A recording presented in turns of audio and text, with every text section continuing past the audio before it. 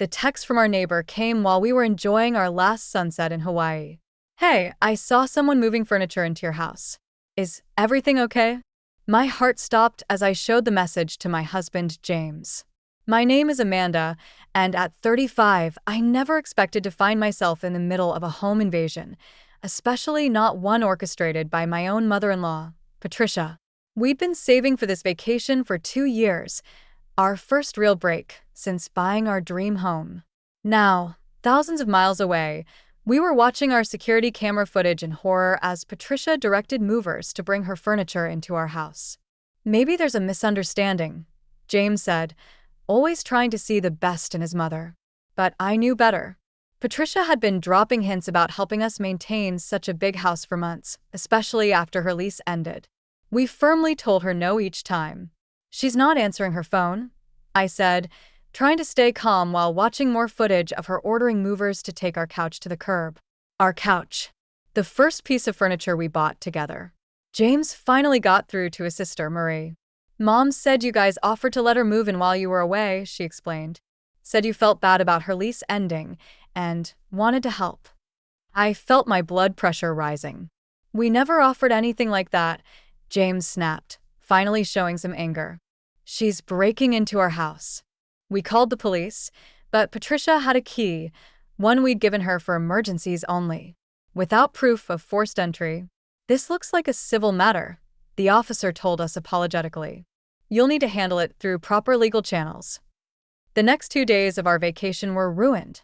We spent them watching helplessly through our security cameras as Patricia transformed our home. Our modern decor disappeared, replaced by her heavy antique furniture. Our family photos were taken down, her portraits going up instead. She even had the nerve to host a housewarming party, inviting the entire family to see her new home. When we finally pulled into our driveway, Patricia was waiting on our porch. Our porch swing had been replaced by her wicker chairs. Welcome home, she called out cheerfully, as if this was all perfectly normal. I've made so many improvements while you were gone. This house finally feels like a proper home. I stepped inside and nearly collapsed. Our warm, contemporary space had been transformed into what looked like a Victorian museum. Heavy drapes blocked the natural light we loved. Doilies covered every surface. The scent of mothballs and lavender was overwhelming. Where are our things? I managed to ask, spotting boxes stacked in the corner. Oh, I donated most of it, Patricia said casually. It was all so yum. This house needs a mature woman's touch. You'll thank me later, dear. James stood in the doorway, seemingly in shock. Mom, you can't just move in without permission. This is our house. Patricia laughed, actually laughed. Don't be silly, James. You and Amanda are hardly ever here. Always working. This house needs someone who can give it proper attention. Besides, I'm your mother. Family helps family. I walked through each room, documenting everything with my phone. Our bedroom had been converted into what Patricia called her private suite. Our things were crammed into the guest room. Even our kitchen hadn't escaped. My carefully organized cooking space was now cluttered with her collection of decorative plates and ceramic roosters. Where's the folder for my office desk? I asked, my voice deadly calm. The leather portfolio that contained all our important documents was missing from its usual spot. That old thing? It was taking up space in my new craft room. I put it somewhere. Patricia waved vaguely toward the garage. That was the moment something in me snapped. Not just because she moved in without permission. Not just because she donated our belongings. But because she touched my private documents. What she didn't know was that folder contained more than just papers. It contained our insurance policies, including one I'd taken out specifically because I didn't trust her. I turned to James, who was still standing there looking lost. Call your sister, I said firmly. Tell her to come get your mother, now. But where will I go? Patricia protested. I gave up my apartment. I smiled, pulled out my phone and made a call. Hello. Yes, I'd like to report an unauthorized occupant and the theft of personal property. Yes, I have documentation. And I'd like to speak with a locksmith. Patricia's face went from smug to shocked in an instant. She hadn't expected this level of resistance. She was used to James giving in, to me keeping quiet for the sake of family peace. But she crossed a line, and now she was about to learn exactly what happened when you pushed me too far. You wouldn't dare, she whispered. I'm family. Family doesn't steal. I replied calmly. Family doesn't lie. And family certainly doesn't break in and donate other people's belongings. You have 1 hour to start packing, Patricia. After that, things get very, very legal. The look on her face told me she finally realized her mistake. But I was just getting started. The next few hours were chaos. Patricia alternated between tears, threats, and attempts to manipulate James. I'm your mother, she wailed. How can you let her treat me this way? But for once, James stood firm. You broke into our house, Mom, he said, his voice tired but determined. You got rid of our belongings without permission. This isn't okay. Marie arrived, looking furious, not at us, but at Patricia. I can't believe you lied to me, she snapped. You told me they'd offered to let you stay. While they argued, I methodically went through the house, documenting everything. The donations Patricia had made included our wedding photos, family heirlooms from my side, and even my grandmother's antique cookbook collection. Each discovery made my blood boil more, but I maintained my composure. I had a plan. The locksmith arrived first, followed by 2 police officers I called to supervise the situation. Patricia tried to play the victim, but the security footage I showed them told a different story. Ma'am, one officer said firmly, you need to leave the premises. Your son and daughter-in-law have revoked any permission you had to be here. But my things are all moved in, Patricia protested. You can't just throw me out. Actually, we can, I replied calmly. And you have 24 hours to remove your belongings before they're considered abandoned property. That's when Patricia made her biggest mistake. She turned to James, tears flowing, and said, choose right now, your mother or her. The room went silent. Marie gasped. The officer shifted uncomfortably. I held my breath, not because I doubted James, but because I knew how much this moment would hurt him. James straightened his shoulders and looked his mother in the eye. You're the one forcing this choice, Mom. Not Amanda. You broke into our home. You threw away our things. You lied to everyone about having permission. If you're making me choose, I choose my wife. Every time. Patricia's face turned purple with rage. After everything I've done for you, I raised you alone after your father died. I sacrificed everything. And I'm grateful, James replied. But that doesn't give you the right to destroy our home. As Patricia was escorted out, still protesting, I made another call, this one to my insurance company. That folder Patricia had so carelessly misplaced? It contained documentation of every valuable item in our home, including photos and appraisals. I'd added special coverage months ago, when Patricia first started making comments about helping with our house. Yes, I told the agent. I'd like to file a claim for theft and unauthorized disposal of personal property. I have complete documentation, including video evidence of the responsible party removing our belongings. Marie, overhearing my call, gave me a look of newfound respect. You knew something like this might happen, didn't you? I nodded.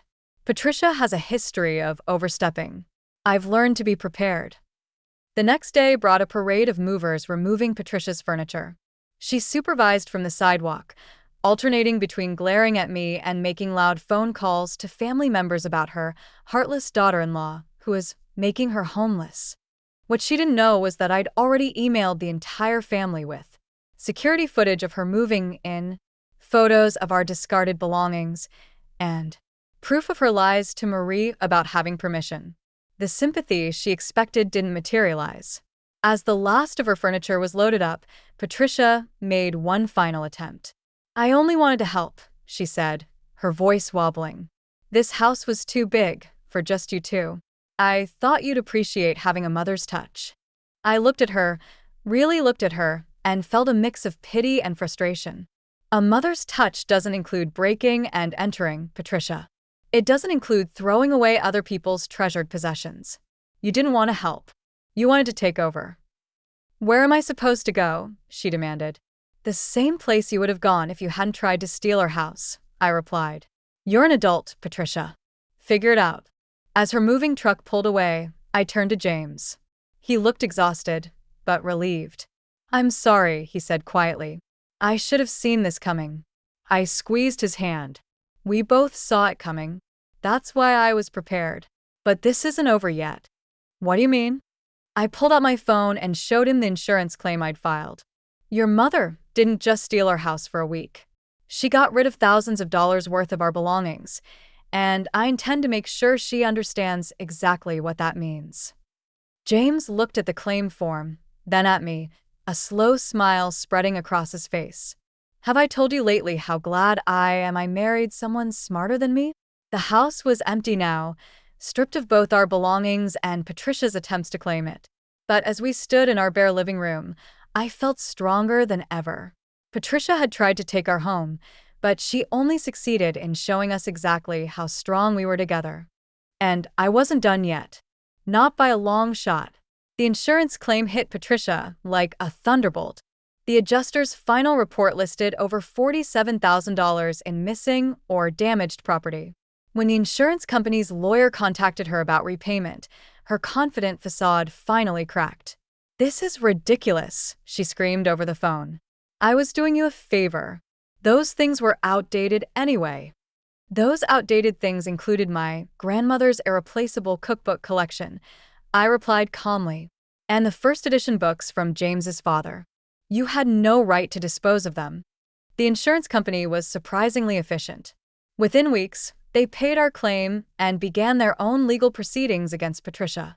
She tried to fight it, of course, but the evidence was overwhelming. Security footage, photographs, witness statements from the moving company, everything documented her actions perfectly. Then came the family fallout. Patricia had always been the center of family gatherings, the self-proclaimed matriarch who controlled every holiday and celebration. But now, family members started reaching out to us instead. She did the same thing to me when Tommy was born, James' cousin Sarah confessed. Moved into our house to help and rearranged everything. We were too scared to stop her. Marie organized a family meeting without Patricia, where similar stories emerged. Years of manipulation, boundary crossing, and controlling behavior, all excused because she means well or she's family. We weren't the first victims, just the first to stand up to her. 3 weeks after the incident, we received an unexpected delivery. A local thrift store had recognized our belongings from the police report and contacted us. Some of our things had never even made it to the sales floor. Among the recovered items was my leather portfolio. Patricia hadn't thrown it away after all, just donated it without opening it. She didn't even look inside, James said, shaking his head as we reclaimed our documents. She just got rid of it. The recovery of our belongings didn't stop the insurance claim, though. Patricia was legally responsible for the damage and missing items, and the company was determined to collect. When she realized she'd have to sell her precious antiques to pay the debt, she finally broke down. I'll apologize, she sobbed during an unexpected visit to Marie's house, where she'd been staying. I'll do anything. Just call off the insurance company. I looked at James. This was his decision to make. He took a deep breath and faced his mother. You know what hurts the most, Mom? Not the stuff you threw away. Not even the breaking in. It's that you still don't understand what you did wrong. You're not sorry for hurting us. You're sorry you got caught. Patricia deflated, aging years and moments. I just wanted to be needed. We did need you, Mom, James said softly. We needed you to be our mother, not our invader. We needed you to respect our boundaries, our home, our marriage. Instead, you tried to take over our lives. I stepped forward. We'll make you a deal, Patricia. The insurance company wants their money, and they'll get it. But how they get it is up to you. You can sell your things and pay them directly, or they can pursue legal action. Your choice. And then what? She asked, looking smaller than I'd ever seen her. Then we start over. With boundaries. With respect. With you understanding that being family doesn't mean you get to control us. Patricia agreed, though I suspect it was more about avoiding legal action than genuine remorse. She sold most of her antiques, Ironically, the very furniture she tried to force into our home to pay the insurance company. The following months brought significant changes. We renovated our house, creating a fresh start with new furniture and decor that we chose together. More importantly, we set firm boundaries with Patricia. She wasn't allowed in our house without an invitation. No more surprise visits. No more helping without asking. At first, she struggled with the new rules. There were tears, guilt trips, and attempts to go around us by appealing to other family members. But gradually something shifted. Maybe it was seeing how the rest of the family supported our boundaries. Maybe it was realizing she'd lost more than just her antiques. She'd lost her power over us. 6 months after the incident, we hosted our first family dinner in our renovated home. Patricia came as an invited guest, not an invader. She brought a dish to share, complimented our new decor, and most surprisingly, apologized. "I was wrong," she said simply. "I thought I was entitled to control your lives because I'm family. I'm learning that's not how it works." It wasn't a perfect ending. Real life rarely is. Patricia still sometimes forgets our boundaries, still occasionally makes comments about our choices. But now there's a difference. We don't let it slide. We stand firm. Together. As for our home, it's more than just a house now. It's a symbol of our strength as a couple, our ability to face challenges together, and our commitment to protecting what's ours. The security cameras are still up. The insurance is still in place. But they're precautions now, not necessities. And that leather portfolio? It sits in our new home office. A reminder that sometimes the best defense is being prepared for the worst, while hoping for the best.